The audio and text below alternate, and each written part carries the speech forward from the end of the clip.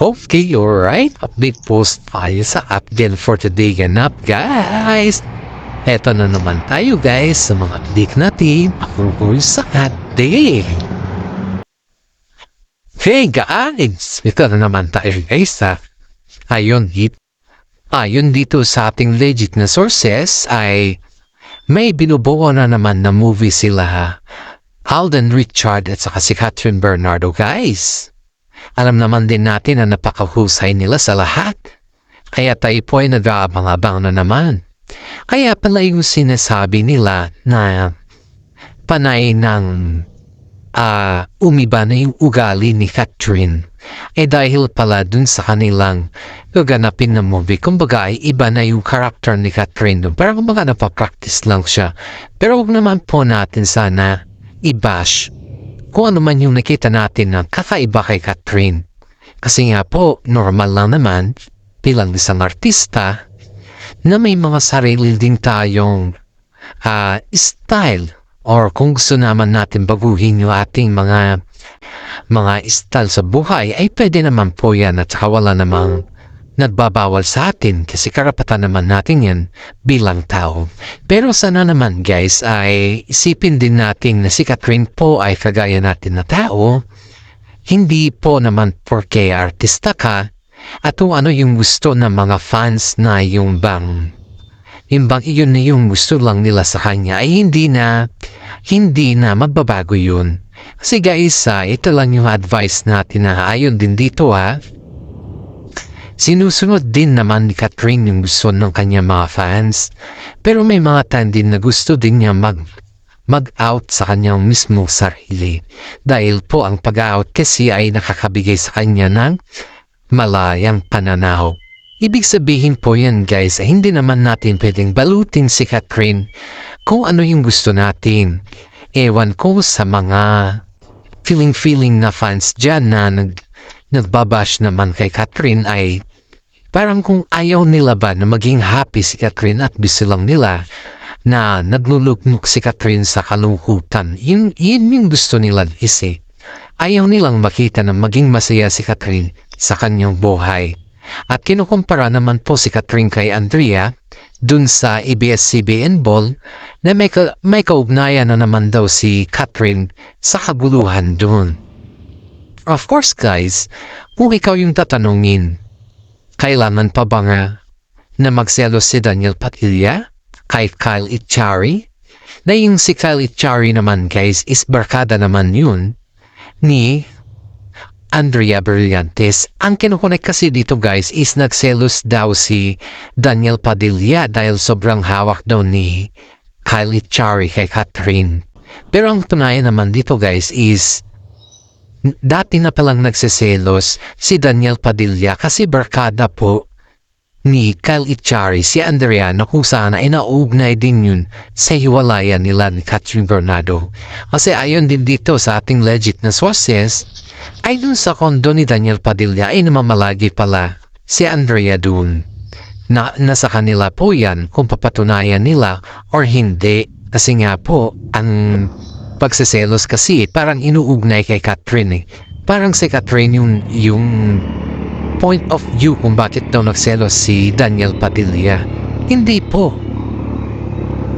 Parang nataon lang kasi na parang very escort si Kyle Echari kay Catherine. At alam naman din natin na si Kyle Echari po ay very friendly siyang tao. Kahit naman siguro, guys, na basagulero siya sa paningin ng mga ibaba, yung alam mo na kung ano yung mga ugali din ni Kyle Echari kasi mga kabataan kasi hindi mo din makokontrol yan paminsan-minsan Lahat naman yan, guys, ay nakukuha sa magandang usapan.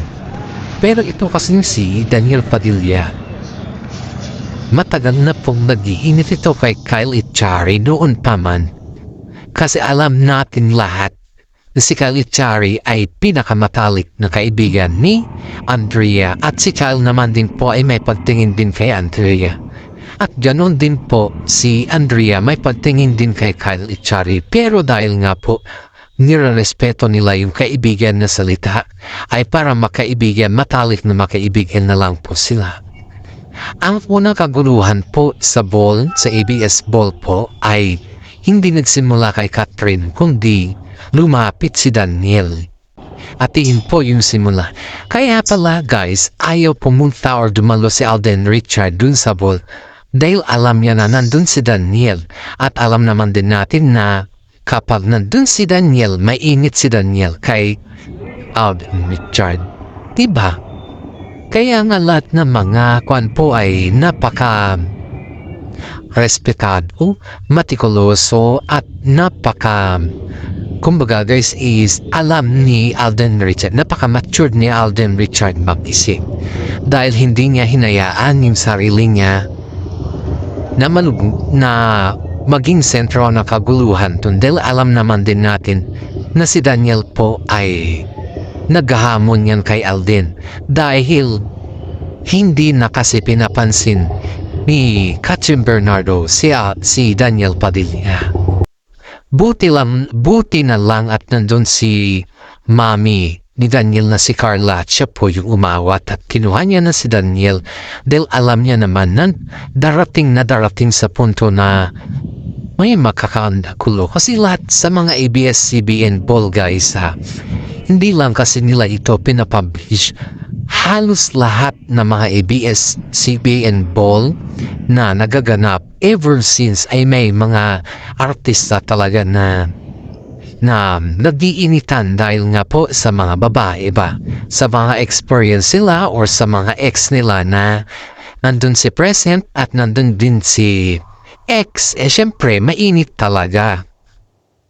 Kaya nga nandun yung mga parents sila na artista din para subaybayan yung mga galawan ng kanilang mga anak dahil alam nila na pag yung lalaki ang kanilang anak, dun mo makikita kung ano talaga yung ugali nila. Lalong-lalo na pag yun ay nakainom, expect mo na yan. Kasi pag sa party kasi na yan, bihira lang kasi yan. Parang once in a 1 year lang po yan. Lahat na mga artista nandun, alam mo na pag nandun lahat mga artista, inuman forever talaga yan. Magdamag yan. Buti na lang nandun yung mga parents ni Daniel Padilla at nakita nila kung ano yung nangyayari. At sa katotohanan ay dininay din ni Mami Carla na nagsiselos si Daniel kay Kylie Chari dahil parang misunderstanding yung nagaganap. Oh my God, misunderstanding talaga yung gano'n na sequel na nagkasuntukan na.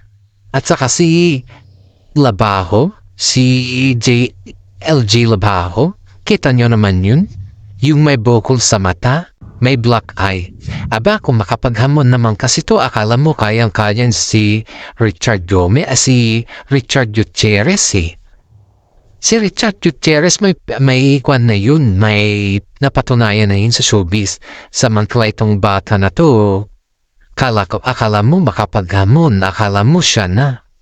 Akala mo, porke nakainom ng alak, siga-siga na. Aba, dun siya nagkamali. Sa totoo lang, maraming proud kay Richard Gutierrez sa ginawa niya na pagtanggol kay Daniel Padilla. Kahit alam niya naman nung nangyayari, siyempre kaibigan niya yun kailangan niya ipagtanggol. Kasi bihira lang po yung kaibigan, ipagtanggol mo yung mismo kaibigan mo sa harap ng gulo. Yun yung tinatawag na napaka-pleasant at yun yung tinatawag na napaka-gentleman sa lahat.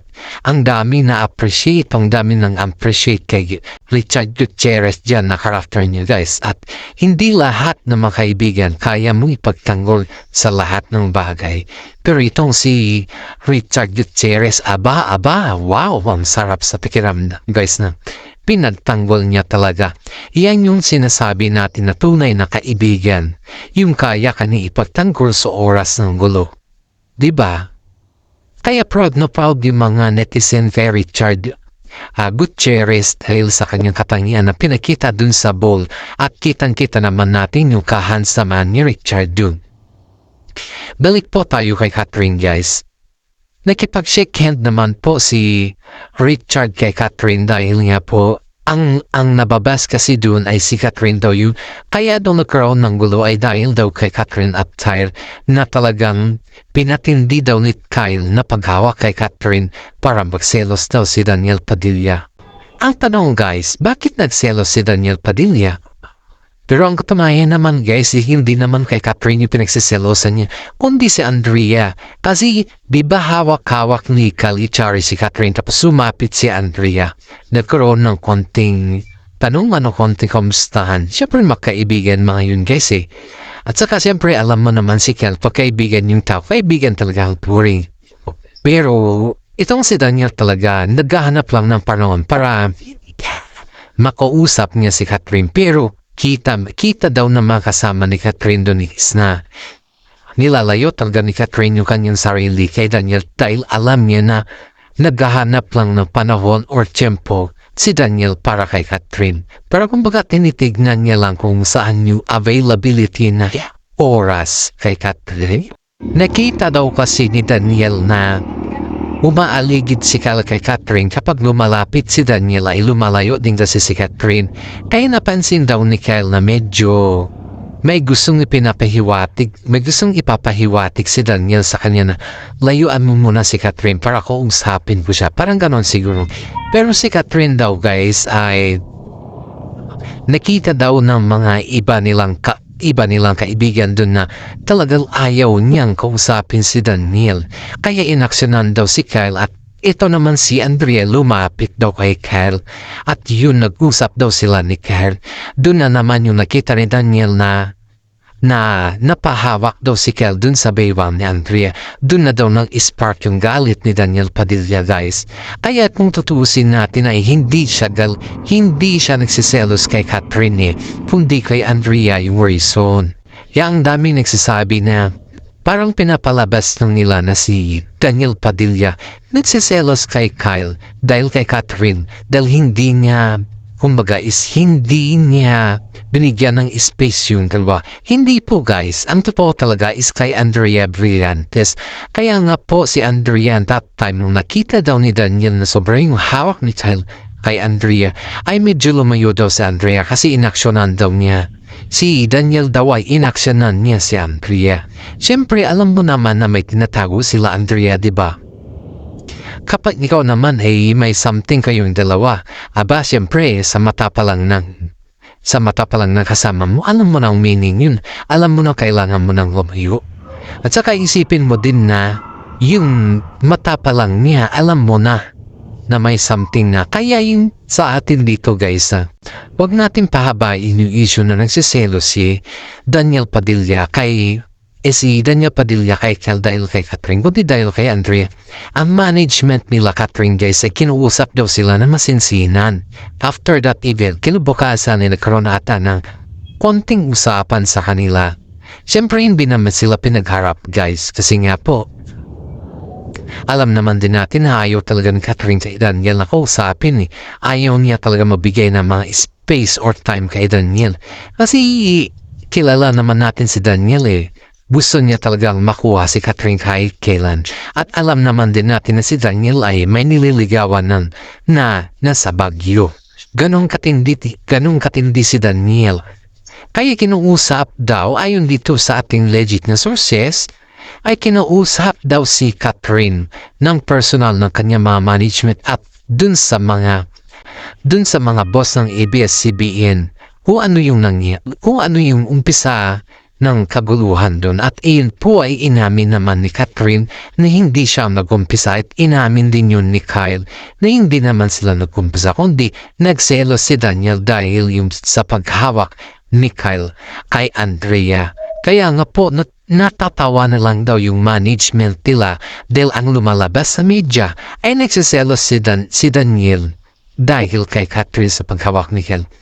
Aba, ang daming natatawa sa kanila, ang daming humalak, Dahil hindi daw nila sukat akalain na gawing issue na maging si Catherine yung dahilan na pagselos si Daniel. Pero ito nadulas po yung kaibigan ni Daniel guys, nadulas siya na hindi kay Catherine kundi nataon lang talaga na si Kyle ay kasama niya si Catherine at kasama din ni Kyle si Andrea. Yun yung katotohanan guys. Nakita niyo ba yung pormahan nila Andrea at saka si Daniel? Halos makakulay po yung kanilang ginamit dun.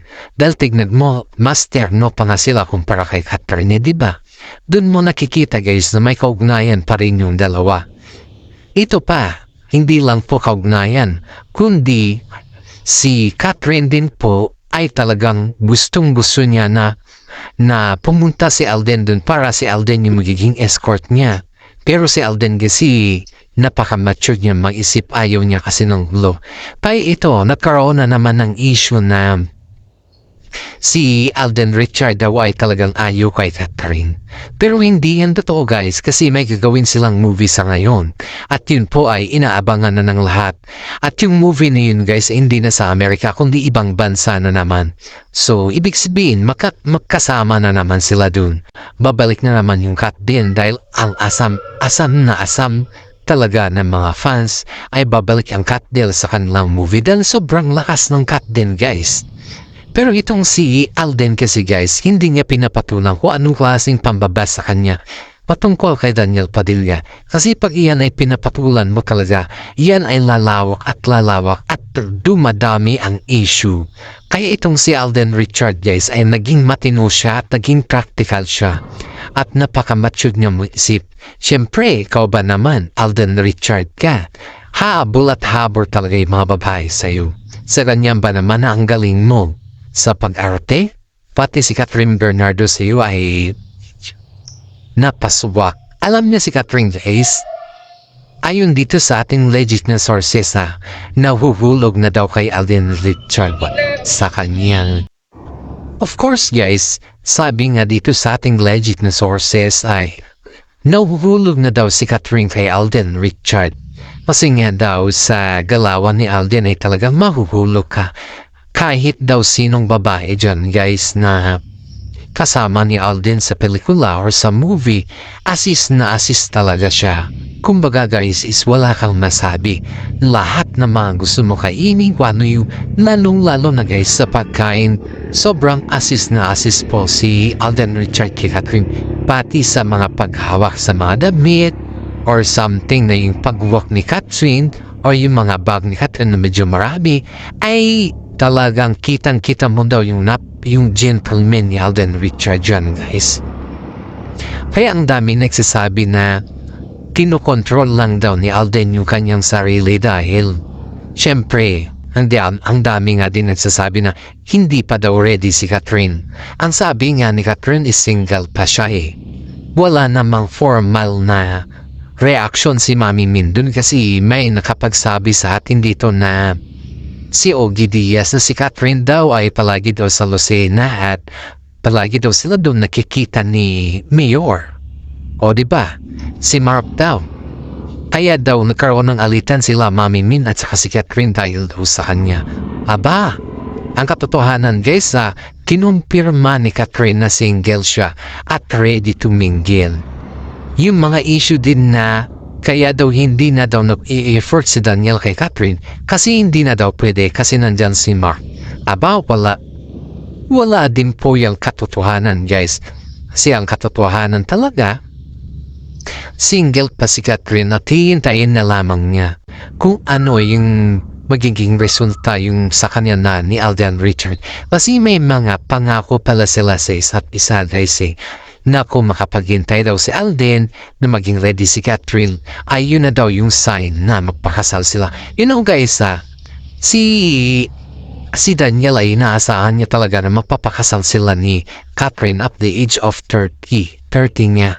Kasi 21 pa lang 29 pa lang si Catherine Pero hindi yun nakatugma guys, hindi yun nakatotoo. Dahil nung 30 si Daniel ang dami niya nakababalaghan na ginagawa. Kaya nga iniisip na mga karamihan na mahirap i-commit ang iyong sarili sa mga bagay-bagay na hindi ka pa ready. Pero si Catherine guys, aminado naman na nakikita niya noon si Daniel na siya yung magiging future niya. Pero nag-iba ang lahat nung dumating si Alden Richard at nag-iba din ang lahat nung nagkaroon ng kaguluhan kay Daniel Padilla. Gumawa kasi siya ng rason kung bakit naging ganon na si Catherine na yun. Kaya hindi naman po natin masasabi na kasalanan ni Catherine ang lahat at kasalanan ni Alden Richard ang lahat dahil si Alden Richard naman po dumating sa buhay ni Catherine nawala na sila ni Daniel Padilla. Ang ganda nga ng blending guys Dumating si Alden Richards sa buhay ni Catherine na wala ng puso, diba? Kumbaga is free na si Catherine. Kaya hindi naman natin pwedeng sabihin na si Alden Richard ang napagulo kila Captain Bernardo. At hanggang dito na lang po yung ating update. Maraming salamat at God bless po sa ating lahat.